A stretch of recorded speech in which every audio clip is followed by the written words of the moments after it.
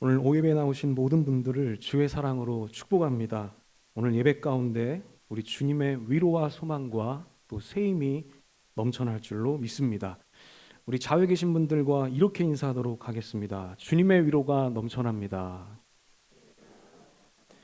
우리 한 번 더 인사하겠습니다. 주님의 소망이 가득합니다. 우리의 고백대로 될 줄로 믿습니다. 자, 오늘은 선교위원회 헌신 예배로 나아갑니다.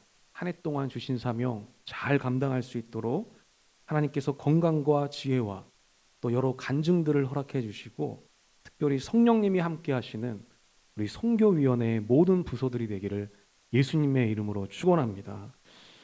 자, 오늘은 갈라디아서 강의 세 번째 시간입니다. 바울의 회심과 사명이라는 제목을 가지고 우리 함께 말씀을 나눠보도록 하겠습니다. 오늘은 두 가지를 살펴보도록 하겠습니다. 첫 번째는 지난 시간에 잠깐 나누었던 바울의 사도권에 대해서 다시 한번 살펴보도록 하겠습니다. 바울이 어떻게 사도가 되었는지 살펴보겠습니다. 그리고 둘째는 바울이 어떻게 회심하게 됐는가를 보도록 하겠습니다. 이 두 가지를 오늘 본문을 통해서 한번 짚어보는 시간을 갖도록 하겠습니다. 자, 첫 번째입니다. 바울은 어떻게 사도가 됐는가? 자, 이것은 갈라디아서에서 매우 중요한 주제입니다. 바울은 자기가 어떻게 사도가 됐는지를 설명하면서 자기의 사도권의 정당성을 계속해서 변론하고 있습니다. 그러면 왜 바울은 자기의 사도권을 변론해야 됐을까요? 이유는 간단합니다. 그것은 바울은 일반적인 방법으로 사도가 된 사람이 아니었기 때문입니다. 매우 특별한 과정을 거쳐서 사도가 됐기 때문에 그것을 다른 사람들에게 설명해야 될 필요가 있었던 겁니다. 예를 들면 이런 것이죠.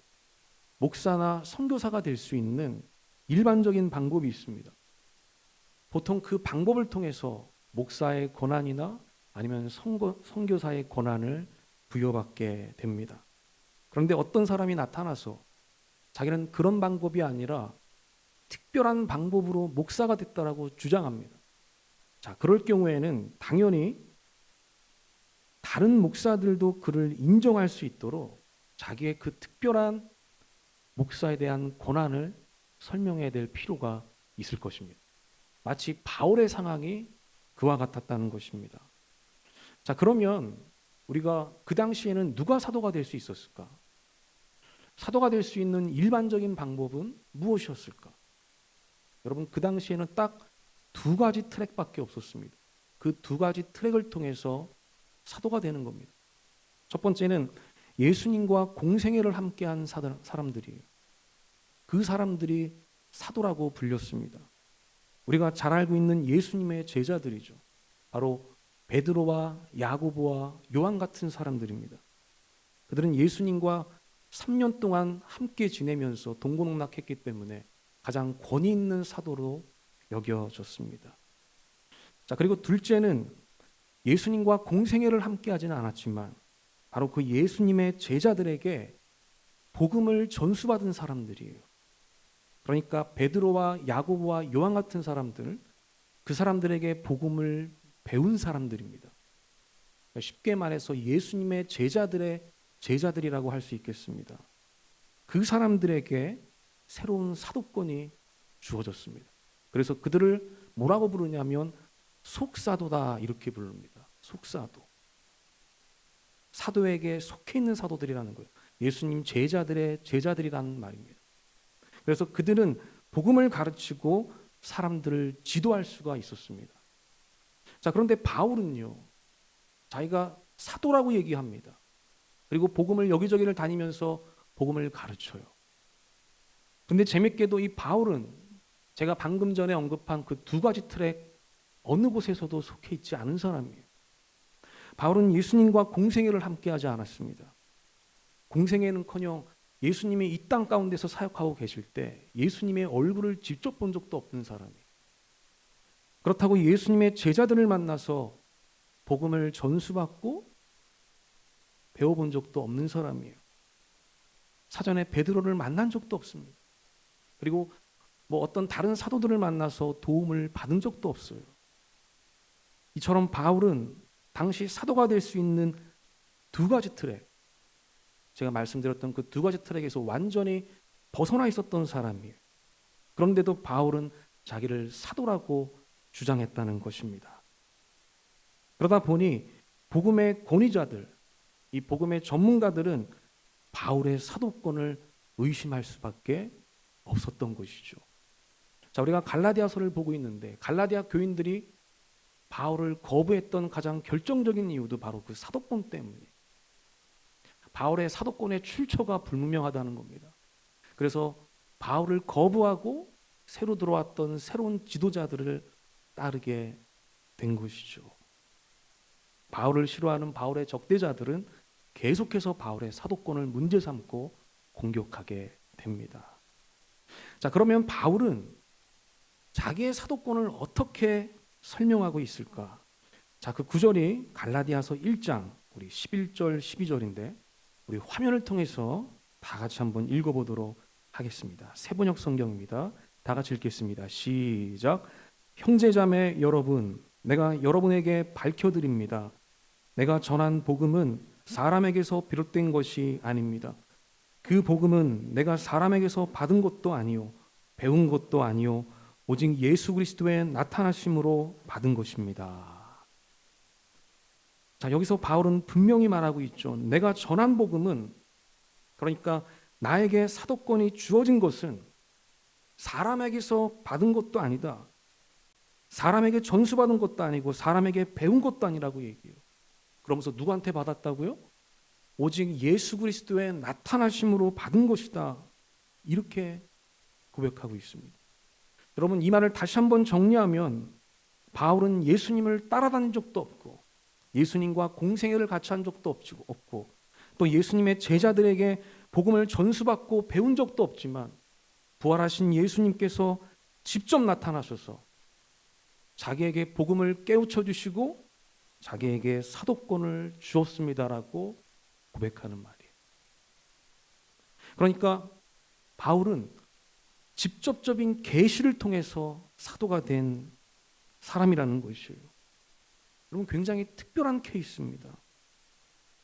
자, 그래서 바울은 다른 성경에서도 이렇게 고백합니다. 에베소서 3장 우리 3절 4절인데 역시 우리 화면을 통해서 함께 읽어보겠습니다. 자, 시작. 곧 계시로 내게 비밀을 알게 하신 것은 내가 먼저 간단히 기록한과 같으니 그것을 읽으면 내가 그리스도의 비밀을 깨달은 것을 너희가 알 수 있으리라. 자, 예수님께서 계시로 모든 복음의 비밀을 알게 해주셨다. 이렇게 말해요.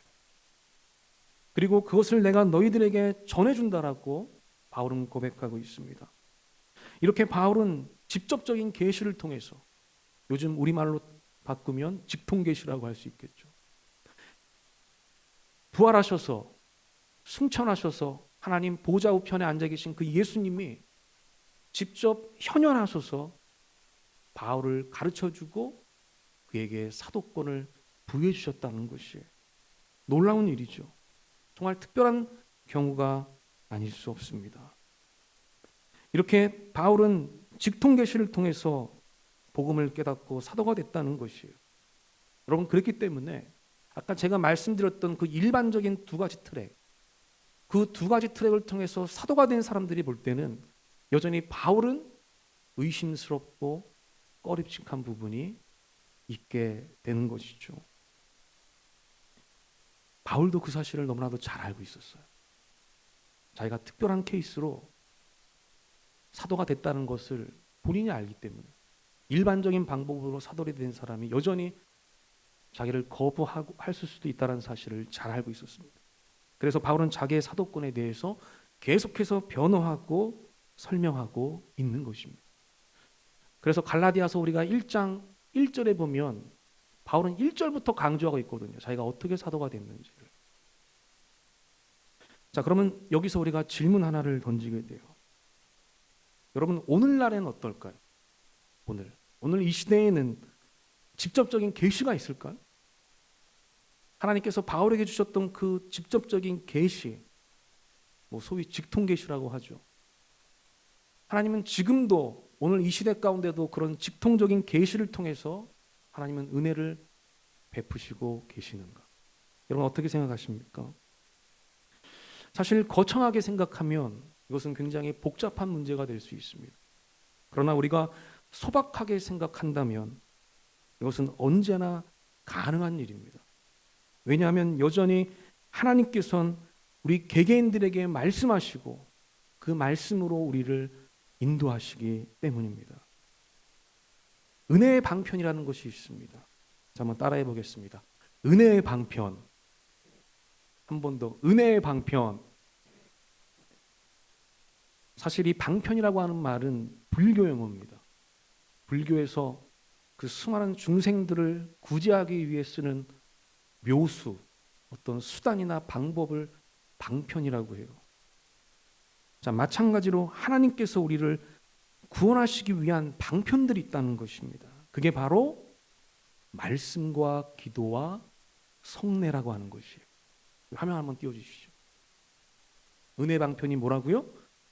말씀과 기도와 성례입니다.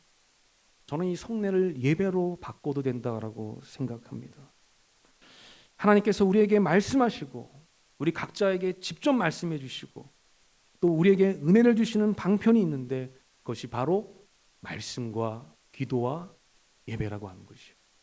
우리 한 번 더 따라해 보겠습니다. 말씀과 기도와 예배. 한 번 더. 하나님은 이 방편들을 통해서 나에게 말씀하십니다. 아멘. 하나님은 이 세 가지를 통해서 오늘 우리들에게 말씀하시고 우리를 인도해 가신다는 것이에요. 오늘 여러분들은 예배를 통해서 하나님의 말씀을 들었습니까? 그렇다면 여러분들은 하나님의 계시를 체험한 것입니다. 여러분들은 규칙적인 성경 묵상을 통해서 하나님의 말씀을 듣고 계십니까? 그렇다면 여러분들의 삶에 하나님의 계시가 임재하고 있는 것이에요. 여러분들은 기도 생활을 통해서 하나님의 인도하심을 받고 있습니까? 그렇다면 여러분들은 하나님의 능력을 경험하고 있는 것입니다.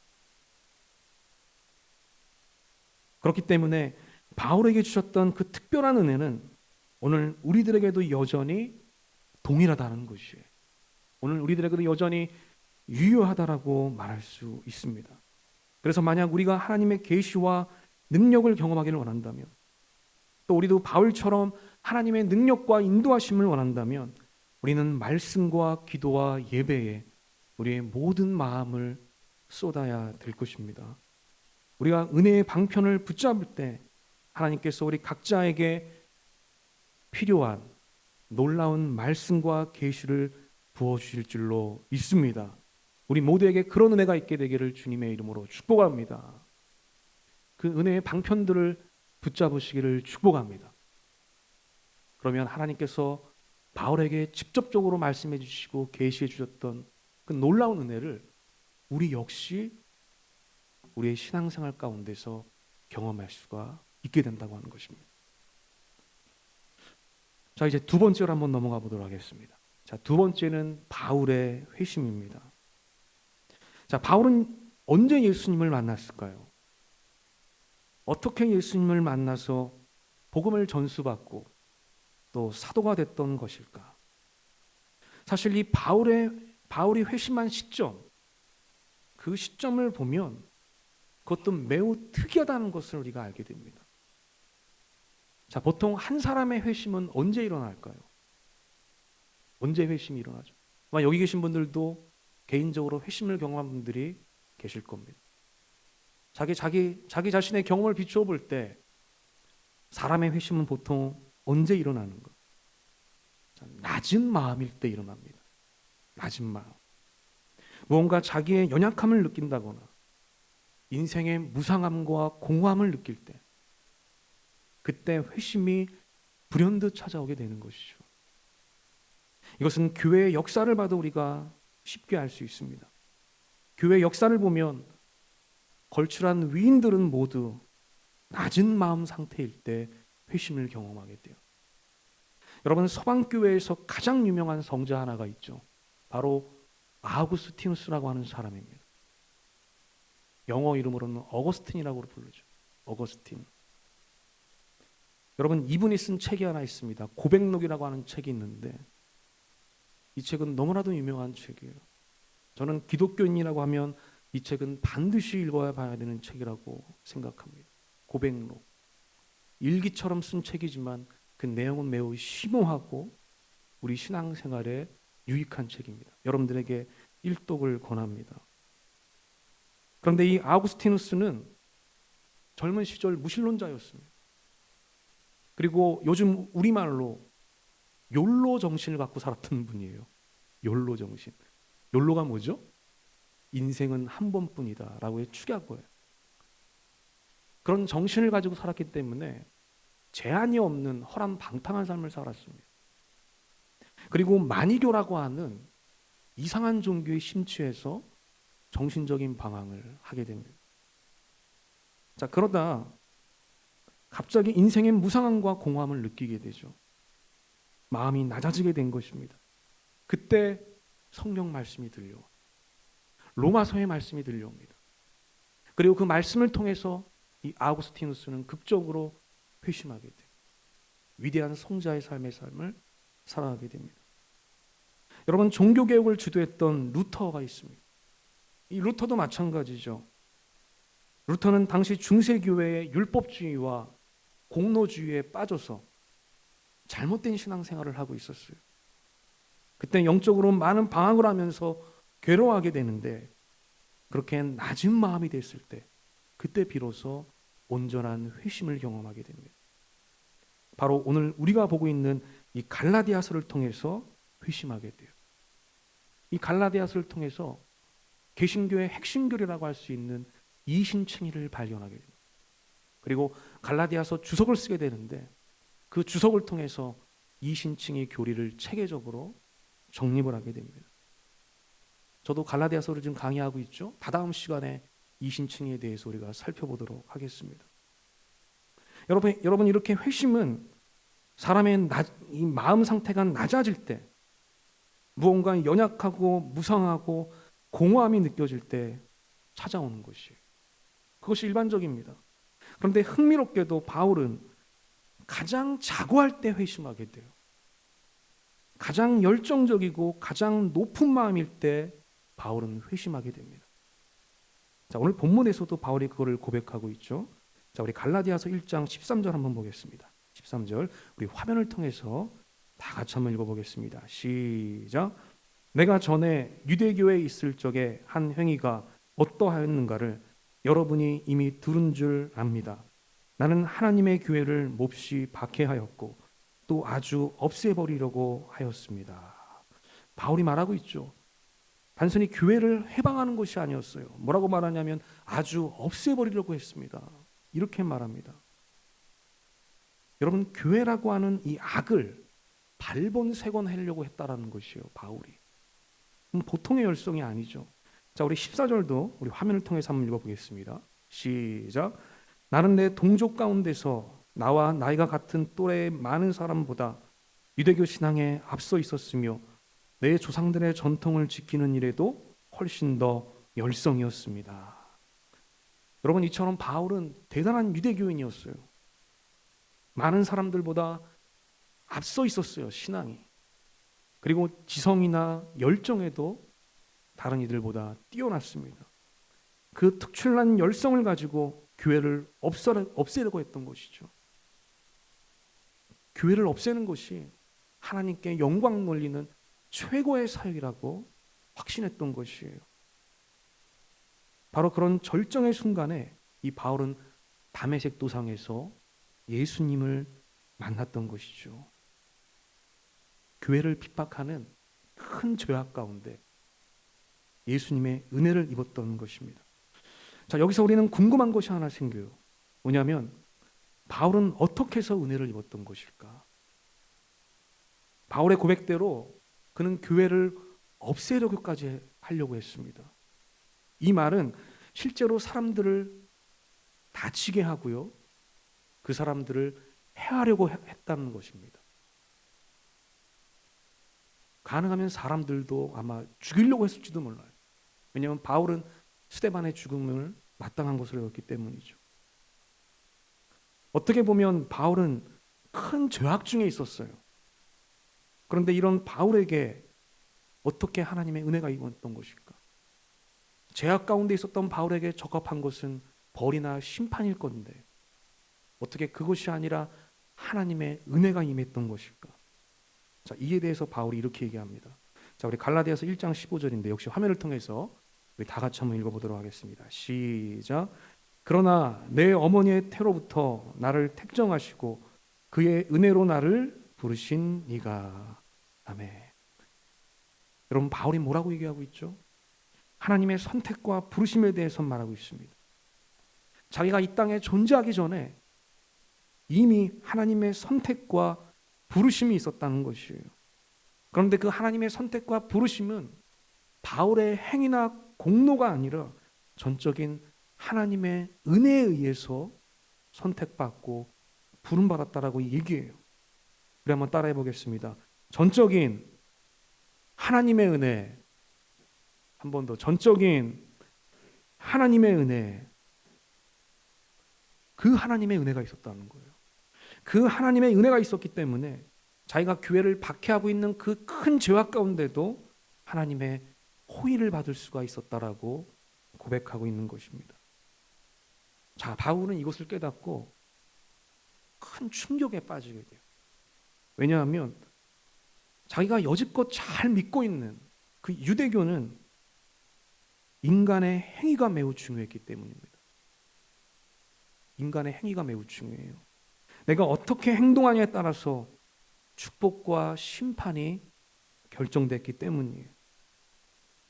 따라서 바울은 예수님을 만나고 그분이 진리라는 걸 깨달았을 때 한편으로는 몹시 두려웠을 겁니다. 왜냐하면 진리 대신 예수님을 핍박하고 있었다는 것이잖아요. 큰 죄악 가운데 있었다는 것이잖아요. 아, 난 이제 큰 벌을 받겠구나. 바울이 그렇게 두려워했을 겁니다. 그런데 바울은 예수님을 만나고 벌을 받는 것이 아니라 바로 자기를 용서해 주시고 그에게 새로운 소명과 계시를 주시는 하나님의 은혜를 발견하게 됐다는 것이에요. 여기서 바울은 자기가 알지 못했던 그 하나님의 놀라운 사랑과 은혜를 깨닫게 됩니다. 아, 하나님의 은혜는 내 생각이 어떠하든지 내 행동이 어떠하든지 또 내 존재가 어떠하든지 그 모든 것을 뛰어넘는 하나님의 사랑이구나. 여러분, 이 사실을 깨닫게 됐다는 거예요, 바울이. 그래서 바울은 자기의 체험을 통해서 은혜를 강조하는 은혜의 사도로 탈바꿈하게 되는 것입니다. 한번 따라해 보겠습니다. 은혜의 사도. 한 번 더. 은혜의 사도. 자기가 죄악 가운데 있었음에도 불구하고 벌을 받는 것이 아니라 하나님께서 새로운 계시와 소명을 주시는 그 하나님의 은혜와 사랑을 깨닫게 됐다는 것이죠. 아, 이것이 복음이구나. 이것이 하나님의 진짜 사랑이구나. 이게 하나님의 은혜구나라는 사실을 알게 됐다는 거죠. 그래서 율법을 전하지 않고 이제는 하나님의 은혜를 전하는 은혜의 사도가 됐다라고 하는 것입니다. 여러분, 저도 바울처럼 저의 소명과 부르심을 통해서 하나님의 은혜를 너무나도 깊이 깨달은 적이 있었습니다. 지금으로부터 약 20년 전이죠. 20년 전이 아니라 20여 년 전입니다. 그때 저는 고1이었습니다. 저는 학교를 제대로 다니지 못할 정도로 그 당시 몸과 마음이 피폐해져 있었어요. 친구 하나가 있었는데 사고를 통해서 목숨을 잃게 됐습니다. 그것이 저에게 큰 충격이 됐던 것 같습니다. 그래서 제 마음이 무너지니까 몸도 무너지더라고요. 몸에도 이상이 찾아오기 시작했습니다. 몸 여기저기가 아프기 시작했습니다. 그래서 병원에 가서 진단도 받고 약도 먹었어요. 자, 그런데 별로 차도가 없었습니다. 여전히 학교를 다니면서 공부하기에는 어려움이 있었습니다. 자, 그때 너무나도 다행스럽게 우리 어머니께서 신학 공부를 하고 계셨어요. 그래서 전도사님이셨습니다. 굉장히 뜨거운 전도사님이셨어요. 그 어머니가 뭐라고 얘기하냐면 이거는 기도로 끝장을 봐야 되는 것이다. 이렇게 말씀하시는 거예요. 약으로 되는 것이 아니라 기도와 금식에는 다른 이유가 없느니라. 이렇게 말씀하시면서 우리 기도로 한번 끝장을 보자. 그래서 저는 그때 어머니와 함께 산기도를 다니기 시작했습니다.